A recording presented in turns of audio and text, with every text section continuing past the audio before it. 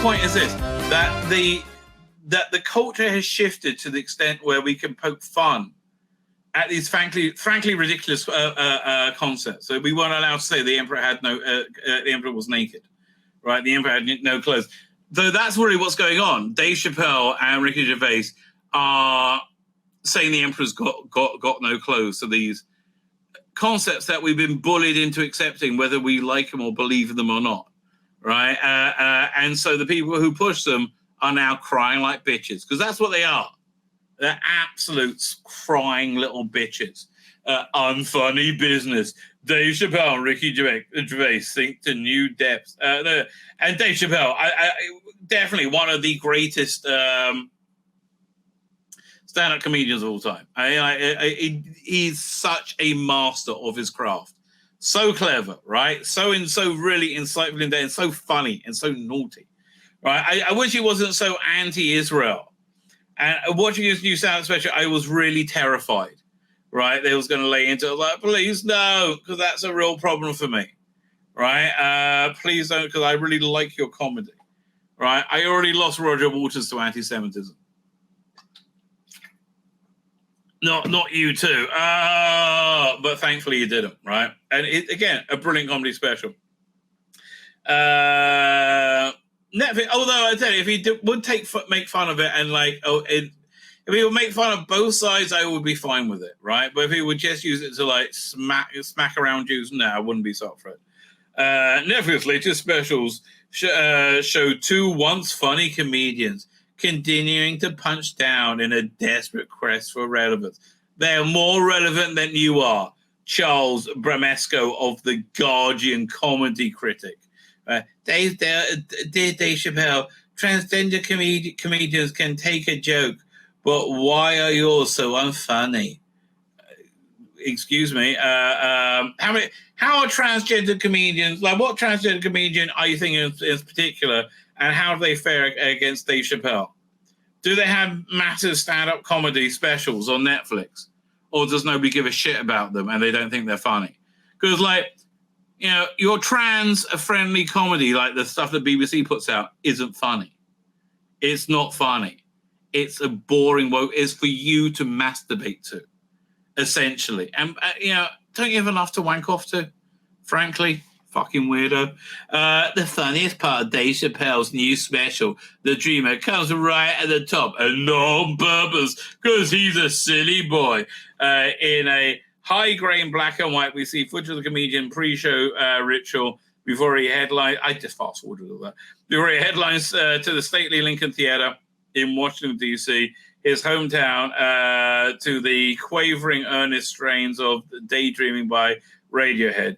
He smokes a cigarette in silhouette as if taking a cue from Dewey Cox to think about, who's Dewey Cox, his whole life before going on stage. Well, that's really the impression he gives, frankly. I mean, that's why he's such a great comedian.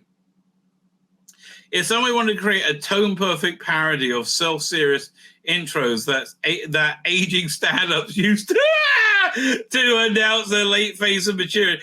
Okay, so, dude, you seem to have a bone to grind right now, right? It doesn't seem like you're judging him on his merits, right? It just seems you're insulting him because he made you feel bad. Did he make you feel bad? Can you show me them, Dolly, where Dave Chappelle made you feel bad, darling? Can you do that? That'd be lovely. It would look a lot like this. And in fact, it did. When Joe Mandy did that as an ironic bit to opening Joe Mandy's award-winning comedy special. Nobody fucking has heard of Joe Mandy's award-winning comedy. Who's Joe fucking Mandy? What? Never heard of him. Joe fucking Woo?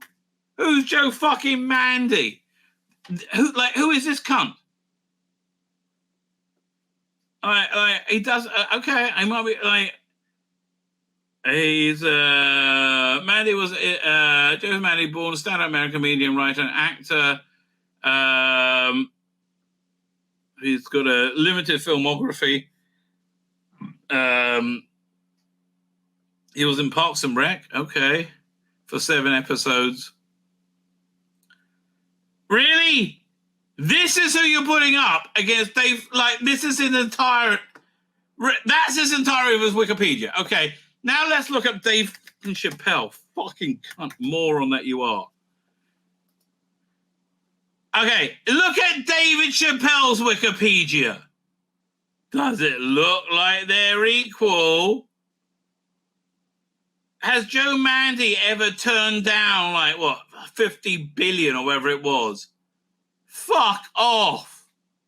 Look at this. Yeah, this is what as fuck you cunt.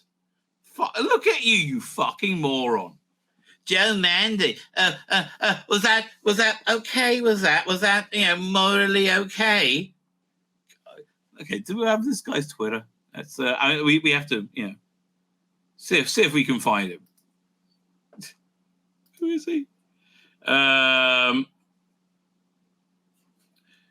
From Megapolis the Joker to... We just look on Twitter for him. He's a television living in Brooklyn. Oh, what a loser. Twitter. Twitter. Okay. Doink.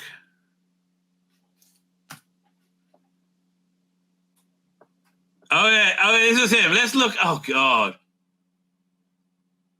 Colors of film. Oh, film palettes.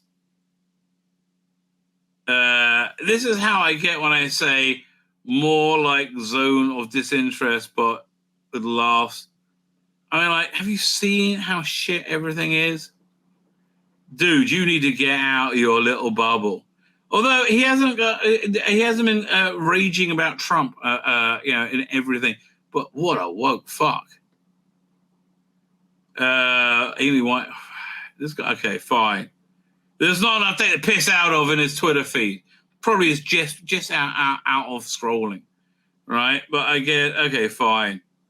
That's a shame. 260 films are eligible for best picture Oscar this year. I wish only they could all be nominated. Okay, whatever, fine. But they're so unfunny. Oh no. Show starts with an extended anecdote about meeting Jim Carrey at the set of Man on the Moon when the actor refused to break character as Andy Kaufman, demanding everybody treat him as the person he was pretending to be. And then comes a punchline, brilliantly. I mean, he sets it up so well that you don't see the punchline coming from it. Like, at the time, looking back, it was a privilege to be able to see one of my favorite comedians in one of the most, important roles, creating it, in front of my eyes in their process. But at the time, it sucked ass. I would hang out with Jim Carrey, and I had to pretend this is Andy Kaufman. And that's how trans people make me feel. Everybody feels that way, you dumb cunt. Everybody. Apart from you people who are lying. It's a hilariously embarrassing juxtaposition. Chappell's solemn artist wind-up followed by opening volley of belabored yet effort hack work. Oh, did it hurt your feelings, really? And it tells the... See, this is why you people are worthless. Like, you can't review something honestly. I get shit. Dan Hadley gets shit because we reviewed Church on Ruby Road honestly. But we're still going to do it. I don't like the production team of the current Doctor Who. I don't like their injection of their personal sexual preferences and using it as Doctor Who as a platform to normalize them, which is what grooming is, right? I don't like that at all, right? But because I don't like them or I don't like their worldview, I'm not going to lie to myself, which is what you're doing because you're an idiot baby. I'm not going to lie to myself and telling you their work is shit. Paul Cornell is a douchebag and a terrible human being, as far as I can tell, right? He seems to be a really genuinely bad person. His books are fan-fucking-tastic, yeah. And that's what you do if you're not, full of your own shit. So, yeah, none of this is like, Wind up followed by opening volley of belabored no, effortless. Yet low effort hack work. No, it was brilliant. He went on to make fun of handicapped people to make a point that he can make fun of anyone, right? Brilliantly. And you didn't get it because you're an idiot. You're an idiot, soy, cock-sucking cunt. Oh, and I don't say that as a compliment. He's never been more self-involved or less funny. I was pissing myself laughing. His latest material is flimsy dismissal of his past transgressions. He has made no transgressions. That's the thing. He has made no transgressions, and you are a fascist cunt. That doubles down in the laziest of them at the same time. Again, lazy. This is insane, right? I mean, this is absolutely insane. 1 second. I have to leave somebody a voicemail. Is this what I think it is? I don't know. 1 second. Yeah, Dana, I am in the middle of doing a live stream right now. I'm sorry, I spilled the beans of your name. Firstly, I want to assume this is your number. I will send you Tim Pool, right, and other things that you want to see shortly. As I said, I'm in the middle of a live stream right now, and I can't do it. But I didn't want to be standoffish, so I thought I'd reply to you right away. There you go, doink. Fine, back to that. Back to Dave Chappell. What was it? That should be that this should find a home on Netflix. Mere days after the platform will add Ricky Gervais's similar grievance leaders Armageddon. What the unfettered illegal immigration might be a bad idea. And why are we giving them like all these cell phones? And they illegal immigrants apparently in America get $7,000 spent on them a month. $7,000 a month for free, right? It's like something weird is going on with that, right? Something weird is going on with that. And he made fun of it, right? He said, "Oh, come on, let me help you. Women and children first. Oh, none. All lads, is it? Off we go." I mean, like, yeah. And the reason why you're crying like a spoiled little bitch is because we're pointing at you and saying the emperor has no clothes. And you're just a ridiculous crying, tantruming baby. During Armageddon, points to the emergence of an unsavory new niche in comedy. It's called fucking comedy, and it is a emergence, right? Where we can take the piss out of you. You're not that powerful. Your time is over. That, yes, and it might be new to you, Captain Soy. Again, let's have a look, see what this guy looks like again. Yeah, Captain fucking Soy. I mean, like, it looked like he literally just like come off his moustache. I mean, I don't mean that complimentarily. And again, I have nothing against you if you like to suck someone's cock. That's your own deal. But don't be a massive faggot at the same time. And you can be a faggot regardless of one's sexuality. As far as I say. Okay. Though the two both rank as A-list celebrities and merit on their illustrious careers, the latest work has seen a quiet, unceremonious, and frostily received. You are... What the fuck? What the fuck? It's #1 across Netflix. Can we see this? Ricky Gervais Armageddon ratings. What are you like? Oh, it's doing so badly, right? Look at being our foreign is being review bombed, as they call it. Rotten Tomatoes. Let's see what it says about that. 60% audience score. Okay, it doesn't look like it's doing so badly, right? And I don't care about the critics. If only we could see the ratings, right? I would love to see the actual ratings of it. Because I imagine it's done very well, right? I imagine it's done very well. No, they don't have the ratings there. Like, again, Netflix does... Oh, God, you are such a loser. Frosty. Really? No, you always act like this when you bring out a comedy special. You always act like an entitled cunt. You know why you always act like an entitled cunt? Here's the reason you always act like an entitled cunt. And this might be surprising to you. Because you're an entitled cunt. Right? You are an entitled cunt. And you know, I think it's good that you know this about yourself. The bits offer no insight, and in many of their longer-winded passages scarcely contain anything that can be classified as a joke. I just heard them insulting poor innocent people. The reason you can't, again, evaluate them honestly is because you're an entitled cunt. These once esteemed talents formerly dedicated to puncturing racial tensions. Oh, racial tensions! Oh, I'm a white person and I'm bad. Racial tensions. Fuck off. Or hollow pieties. Yeah, what you're made of? You are made of hollow pieties. Now argue for the unfairness of their own persecution. No, they make fun of you for it. And their bravery and resisting, they are brave, and you don't like it. You whining little cunt bitch. This is crank comedy. Again, doing a little bit better than you. Why do you have to make out it's doing badly? Right? I don't know. I think it's because you're a lying cunt, an entitled lying cunt.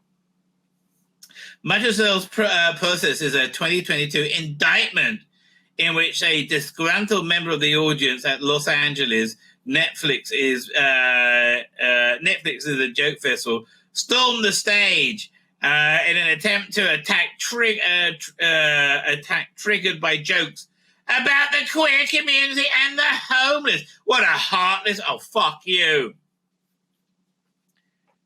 You're acting. You're presenting this murderous madman as if he had some kind of point, as if he had the right on his side. This person should be in a facility for the mentally ill, right? And why are you presenting gay people as mentally fucking ill? You've gone back to the 50s, 40s even, right? It's disgusting. And again, I'm a Bible thumper, and I think the way you treat gay people is disgusting.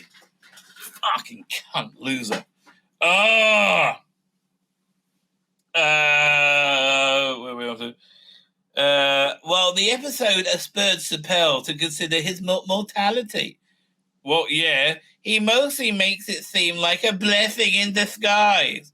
Well, because he's a good person, right? I think he tries to see the good in things, and good on why life brought him what has brought him.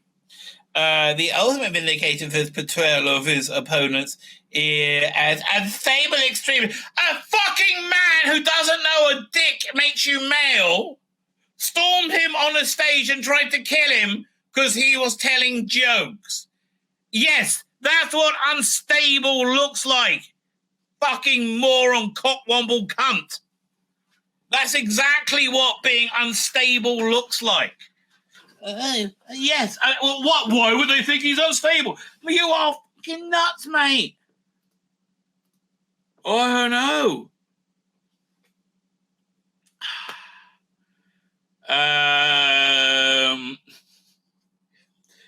Ultimate vindication for his portrayal of opponents as unstable extremists disconnected from reality. Whoa, do you think that is?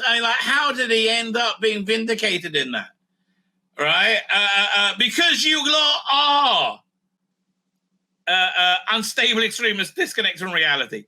I am Will Smith, he declares during a riff on Smith's infamous Academy Awards dust-up with Chris Rock. Dust-up? He had a meltdown, right?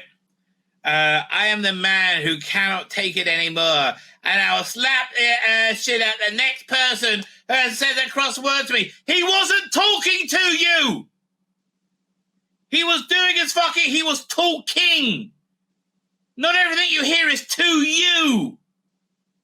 When I say I don't believe people with penises are women, I'm not talking to you. This is about me, not you, you self-obsessed, narcissistic, fucking unstable cunt.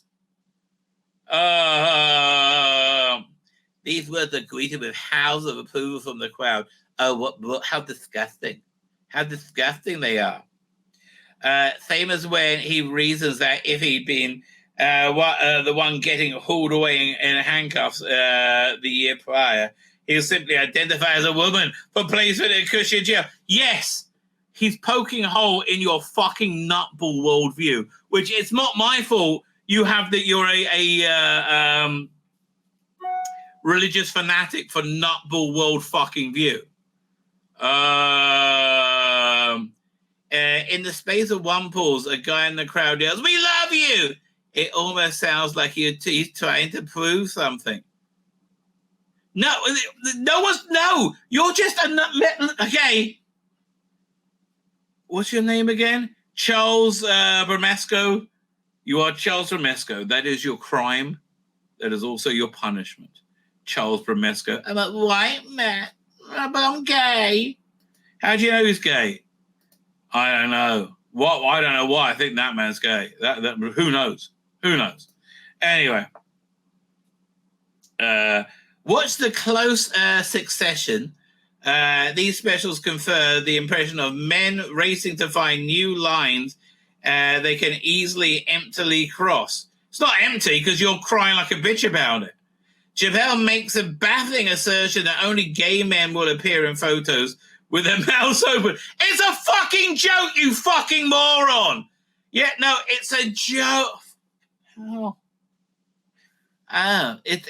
What's your data for that? That doesn't sound very scientific. Have you met my beautiful girl here? Does she have a big penis? Yes. Bye.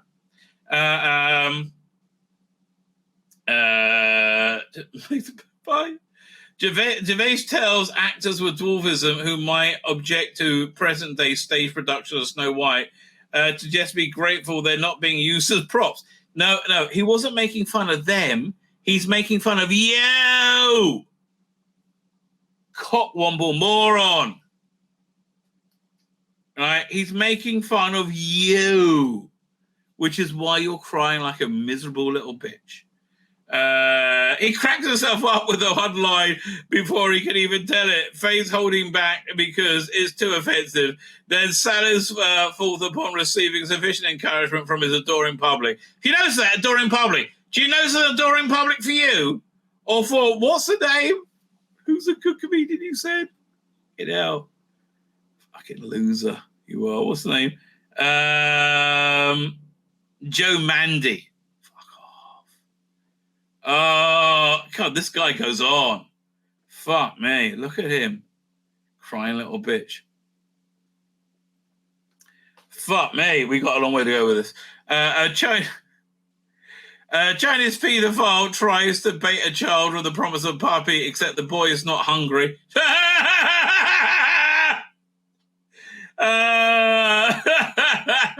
That's not an entry-level entry-level racism. What does that mean? What is entry-level racism? Right? How is mocking the failed Chinese communist system racism? What does that have to do with racism to say that the failed Chinese communist system is evil? Why? Because they're Chinese? Well, you want the same system, and you're not Chinese. Nothing to do with a race.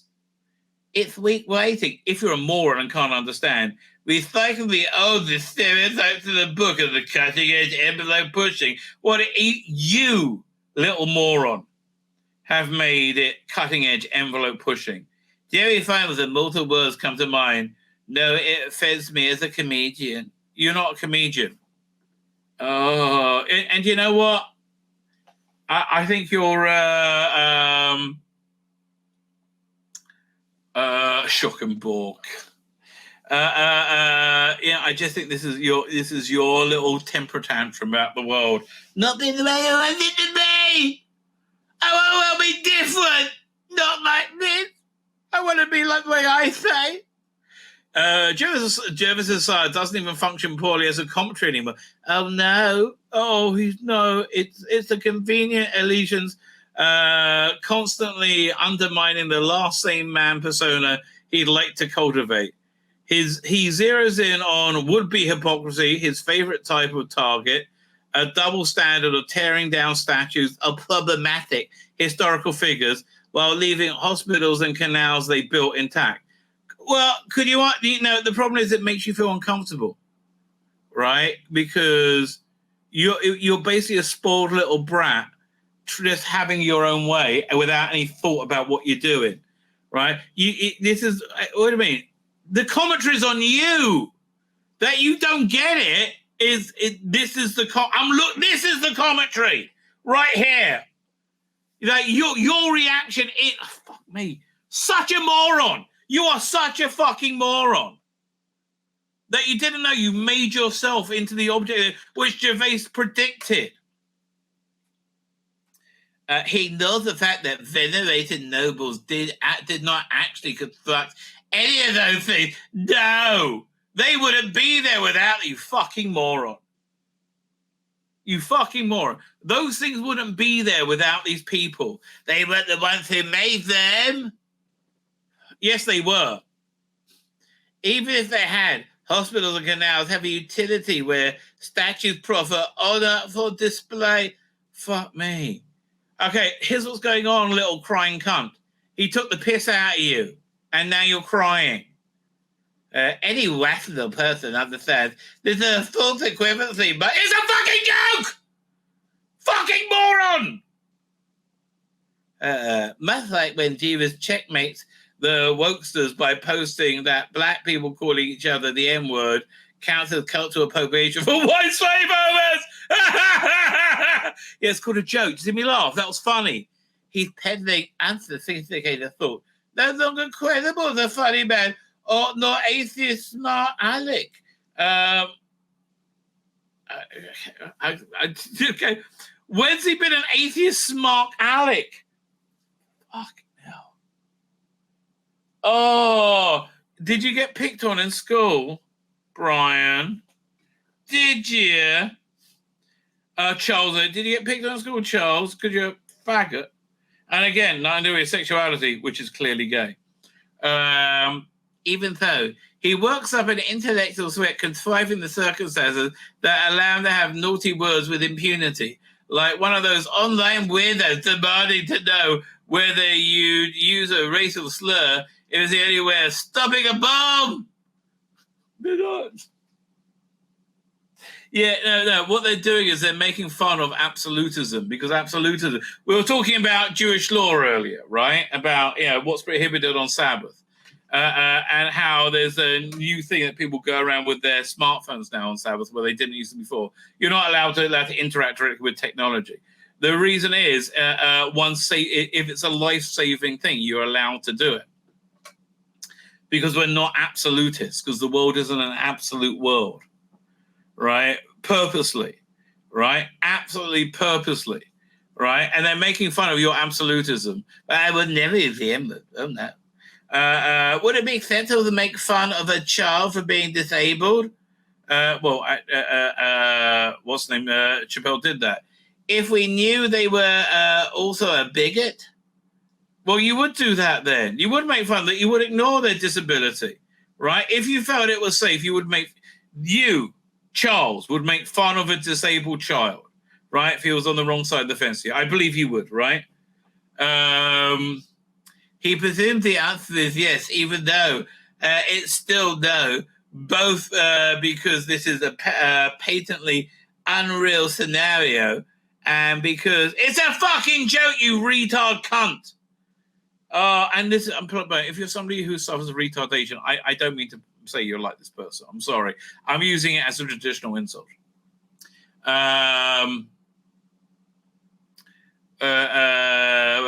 is.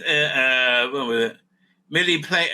Anyway, none of this matters. Joseph Space is merely playing a character. He asserts that he's no more everything phobic lout than Anthony Hopkins is an urbane cannibal, unaware of the "I'm only having a laugh" defense. Only works when it actually generates a laugh instead of a delight laughs instead of delighted expected recognition. You mean, the comedy you like, the very worthy applause, right? That's that you replaced comedy with the last 7 years, you dumb cunt, right? Both Gervais and Chappell continue with gestures towards bridge building, each one considering self-exculpatory intention. Chappell saves face by saying that men enforce boundaries, men test boundaries, and no one tests more boundaries than trans man. Liking himself to a fellow dreamers, right? It's called being nice.